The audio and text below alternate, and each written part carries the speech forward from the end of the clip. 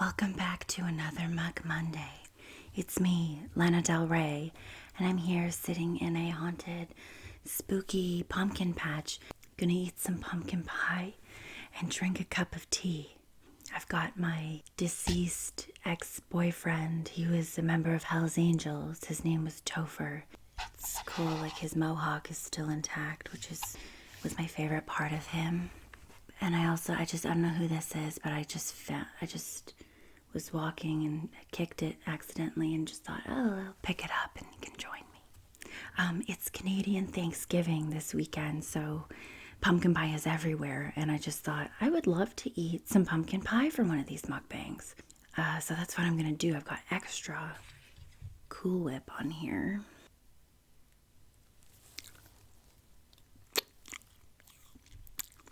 I only have a very tiny piece of pie because today, what makes this episode very special is I wanted to tell some spooky stories. And not just spooky stories, but real spooky stories. I think it's going to be a great time, and I am so excited to eat this and drink my tea and tell you some spooky tales. But before we get started, I would like to invite you to please subscribe to my channel. These videos are getting funner and funnier and more delicious by the week. It's been such a fun month so far, and it's going to get even more fun, and you should totally join me. So subscribe, like, drop a comment, drop whatever. You know, it's all good. It's all good in the hood. Okay, so without further ado, let's get started. I have 3 spooky stories in mind. I'm going to try and tell all 3 of them.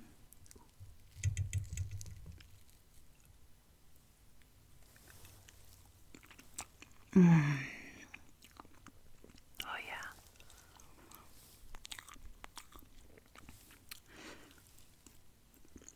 Yummy.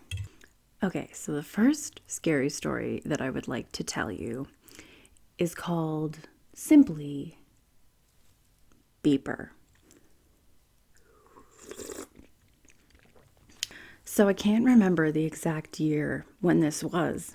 And that scares me because it's like, oh, I must be getting super friggin' old or something like that. But it was a long time ago. I was in my teens. My brother was still probably in his teens, his late teens as well.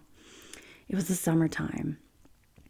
And it came out of nowhere. It started this one night where my brother and his friends, one of his friends had just gotten their license, I think. So they were going to go out just driving around, and it was late, and I think my parents had gone to bed. But my mom is one to stay up and watch TV. You know, my dad, like, once he goes to bed, his head hits the pillow, he's done. He's like, he doesn't wake up until the morning. But my mom stays up and watches TV. So the guys go out, my parents go to bed, and my mom's lying there, and probably like half an hour later, she's just lying there and she hears a car drive by and honk its horn. Like, beep, beep, beep, beep.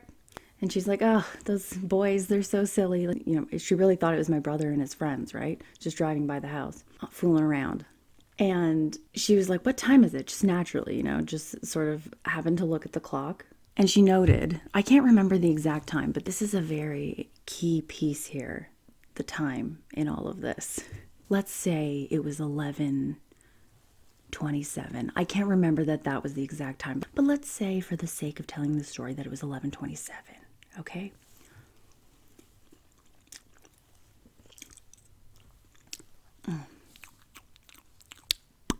So she's like, oh, 11:27. She notes the time and then goes to sleep thinking nothing of it. Then the next night, nobody's out of the house. Everybody's lying in bed. We're all home. All 3 kids. My parents are in bed. And my mom hears a honk again. You know, the exact same way too, like beep, beep, beep, beep. And she's like, what? And she just kind of happened to lift her head and look at the clock and saw that it was 11:27. So she was like, huh, that's peculiar. I'm pretty sure that's the time the boys drove by last night and honked the horn. So, happens twice. And then it keeps happening. Every night. Okay, maybe not every night, but let's say more than 2 nights a week, somebody's driving by the house and honking their horn at exactly 11:27. 27. So finally, my mom's like, she thinks she's going insane. She's like, okay, I need to get another witness. I think she told my dad, and my dad did witness it. He was like, what the hell's that? But he wasn't too worried, I think he thought my mom was maybe like exaggerating or something like that. So finally, she's like, she tells me and my brother and my sister, and she's like, I thought it was Alex when he was out with his friends that one night, just fooling around. He honked the horn when we drove by the house, but I'm starting to think something else is going on. We're all like, that's weird. Like, what does that even mean? What do you mean somebody's driving by the house and honking their horn every night? What does that even mean? What is that? That's not a thing people do. She's like, I know, but just, you have to see it. So one night, all of us got together at like, let's say 11:25. And we were all standing in different rooms of the house. Like I was in the living room. My brother was in his bedroom. My parents were in one room. My sister was in another room. Like if anybody had walked by our house, they would have just seen like people standing in the windows, like somebody walking their dog. Like, holy shit. So we're standing there. Clock strikes 11:27, and we're all like, it's maybe like 30 seconds into the minute, So we're standing there. We're like, I don't think this is happening, Mom. I don't think this guy's coming. And no sooner than us saying that do we see headlights driving up the road. And it's the most nondescript, random, like bland ass car you've ever seen. Just a random sedan. Nothing special. And this person slows down in front of the house. They don't stop, but they slow down and they go beep, beep, beep, beep, and drive off. And I kid you not, still to this day, thinking about the silence that followed from all of us just standing there like my mom had finally shown us all what was going on. And it was so weird. I remember my brother being like, what is it? Like, what is it? Like, what does that mean? What's going on? Why is it in front of our house? And my mom's like, I don't know. I don't know what's going on. I've been thinking about it. Are they signaling somebody down the street that they're about to come home? Is somebody having an affair or something like that? Is somebody trying to send somebody a sign to do something? What is it? Is somebody just messing with us? Like, what's going on here? And the creepiest part, not the creepiest part, but one of the creepiest things is that my mom kind of figured, she's like, okay, but if they're coming by every night at the exact same time, that must mean that they're parked somewhere waiting, which makes total sense. Because how on earth, if say somebody's leaving work, it's like, okay, yeah, maybe they're a very punctual person, but that doesn't mean that they're going to get out of work every night at the exact same time and drive down every street the exact same way. Maybe there's traffic on the highway, maybe going down the side streets, maybe just doing city driving, you hit some red lights or something. It's like there's no way every single night you're going to be getting the exact same time. I don't think so. So this keeps happening, and we have no answers, like none. And we're like too scared to it was just like too spooky to even like go outside and confront him. You know what I mean? It was like, if we went and stood in the middle of the road, he'd probably friggin' run us over or something. So we went that whole summer, like just being like, what's going on? And it kind of did dissipate a little bit. But then he would come back, you know what I mean? And I'm not going to say it was every night, but it was a lot of nights consecutively, and then maybe he wouldn't come around for a couple nights. It was weird. But you know what? One of the best parts of the story is that, in movies, when somebody's experiencing something weird or scary or just like strange and they're trying to show somebody, and then they go to show them and it doesn't happen, or they don't see the thing, or they don't hear the thing they're normally hearing. This wasn't like that. Everybody that we tried to show witnessed it, which was really like comforting, but also didn't provide any answers. So it was just a big mental game of fuckery. So finally, my dad and my brother decide one night, okay, we're gonna go drive down the street and just see at least where this person's coming from. We might see what street he turns down, or whatever happens. We'll see if he's parked, if he is pulled over waiting somewhere. sitting waiting until the clock strikes 11:27 to come barreling down the street and honk his horn. So my dad and my brother go out, and it just so happens that the night that they drive down the street to find him, he doesn't show up. So there was that.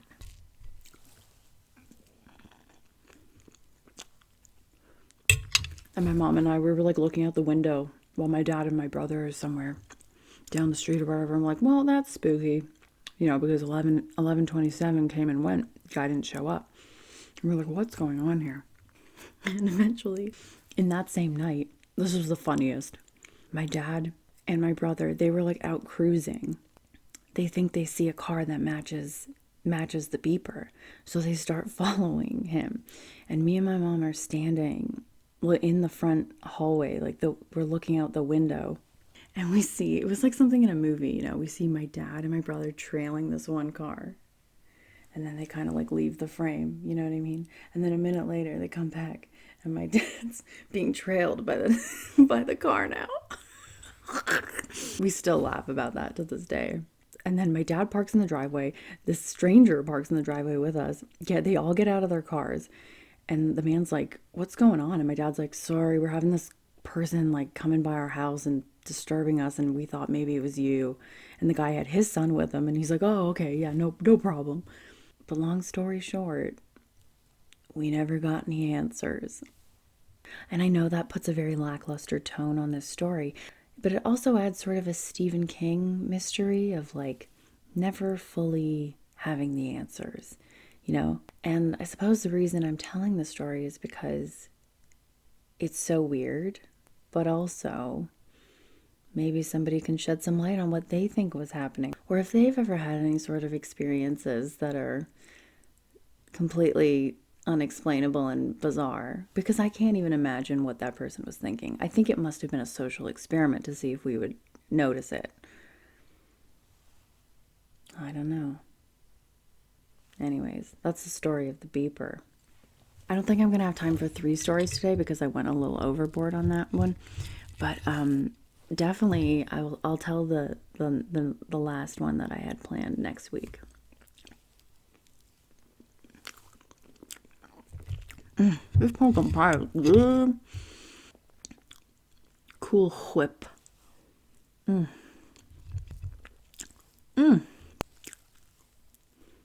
Okay. So yeah, that was the spooky one. Hope you enjoyed. I actually did write a short story about that experience. It was for a scary story writing contest, and I submitted it. I didn't win anything, but I just thought it works well.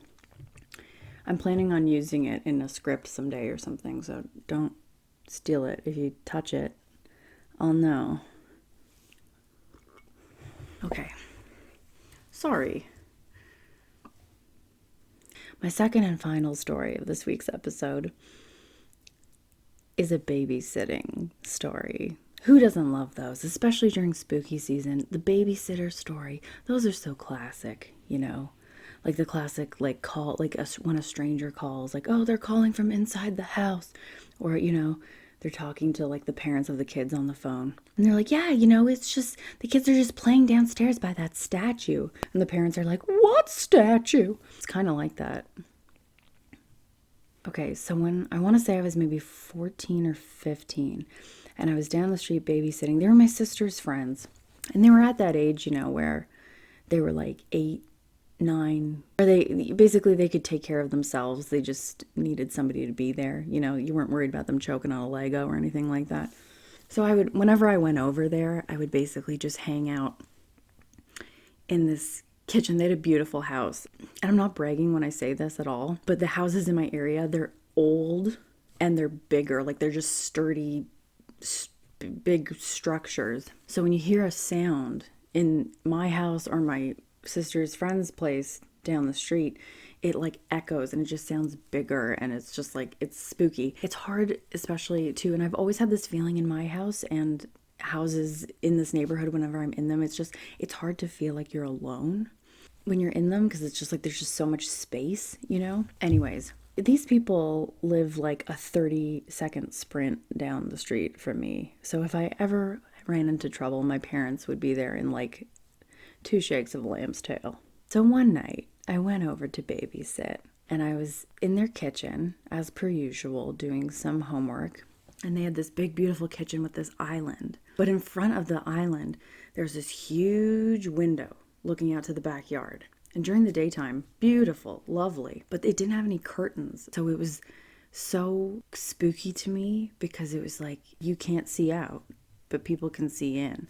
And the whole time I was there, I was just like, oh, somebody's definitely watching me for sure. But anyway, so the girls were downstairs in the basement playing, doing their homework, whatever. And I would go down there or call down just to check on them like every few minutes. I was a good babysitter, okay? I really was. I love how the whole tone of my voice has changed now. I'm just like, okay, I'm fully in me mode. Forget Lana. This is for real. I would call down every few minutes to make sure they were okay. So they had one area in the kitchen where they had a computer, and I was doing some homework on the computer and talking with my friend on MSN. Who remembers MSN? Comment down below. Yeah, I was on the computer, and at one point, I started hearing something. It wasn't footsteps necessarily, it was just sort of like more creaking than usual. So I did my usual like rounds, and I just like made sure there was nobody in the house and like walked around, was like, hello? And nobody was there. But I don't know, I just had this like eerie feeling. I'm a very paranoid person, so like it fits the bill. Back in those days, I had a Samsung flip phone. It was like this big. Flipped. Hey mom, can you pick me up? I'm at the mall. One of those. I was texting on MSN, doing my homework. I was very busy multitasking. But anyways, so then I decide I'm going to go downstairs and check on the girls. And I leave my cell phone on the island in the kitchen. And I'm down there for probably 10 minutes or so, just kind of talking with them, whatever. And I come back upstairs and I see that my phone is on the kitchen counter and it's glowing. You know, like I got a text or a call or something. And I open it up and it's a text from my friend. And she's like, hey, I just tried to call you and a man picked up. And I swear to God, you know that thing that happens in movies where the camera like zooms in on somebody and like the walls close in? You know, and like that happened and the hair stood up on the back of my neck, on my, everywhere there's hair, it stood up. Because I really had this feeling all of a sudden. I was like, oh my God, somebody is in the house with me. I wasn't wrong. Like there is somebody creeping around in the house. There's a man creeping around in the house right now. I remember like I backed into like the corner and I was just like, so I could look every which way. And I was like, hello? And I didn't hear anything. So I'm there, I'm petrified. I'm thinking, I'm going to call my parents. I've got to do something here. Like, even if this is just like a coincidence and nobody's been spying on me out in the backyard looking at me and nobody's creeped into the house and nobody's in the house with me right now somehow. And this is just all my imagination. I want my parents here. So I open my phone then to call my parents. I get a text from this same friend. And she's like, oh, never mind. Sorry. That was the wrong number.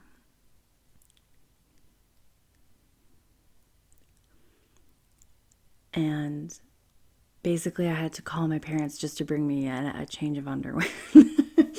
Basically, that's it.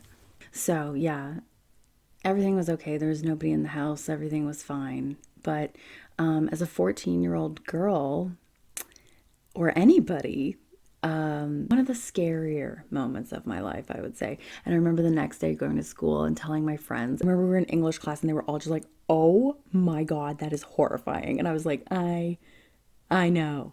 Yeah. And then I kind of had a falling out with that friend. You know what I mean? The one that called, the one that texted me. That's because she spooked me. Anyways, yeah. But my God, spooky stuff. Next week, I got a ghost story coming your way. Maybe not. Well, I'll tell it this month. It's a good one. It's one that my mom told me I think it was the day my boyfriend's grandma passed away. And we were sitting in a traffic jam coming home from my grandma's house, who then passed away later that month suddenly. It was crazy. September 2015 was bananas.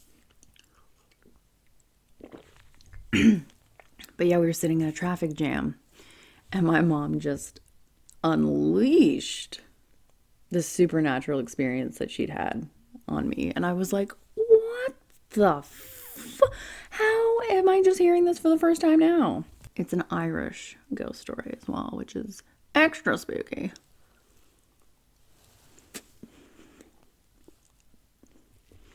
I love pumpkin pie.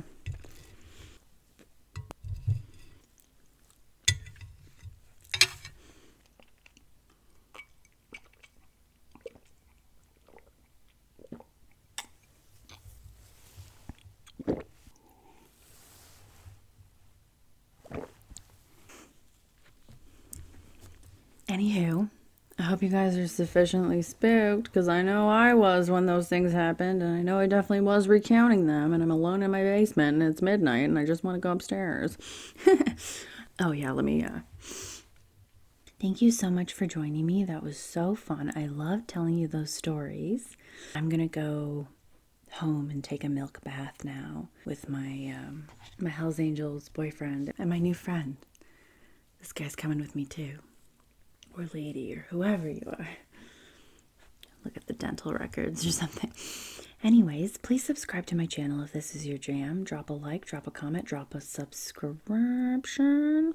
And yeah, thank you so much. I'm having so much fun making these videos. It's just the most fun I've had in a long time. So yeah. If you want to support me and join me and love me, I will love you back. And that would be great. So yeah, everybody have a great week. For the Canadians watching this, happy Thanksgiving. Maybe people in the UK are celebrating a Thanksgiving this weekend as well. So happy Thanksgiving to you. And everybody have a great week. And I will see you all next week. Thank you so much. Bye.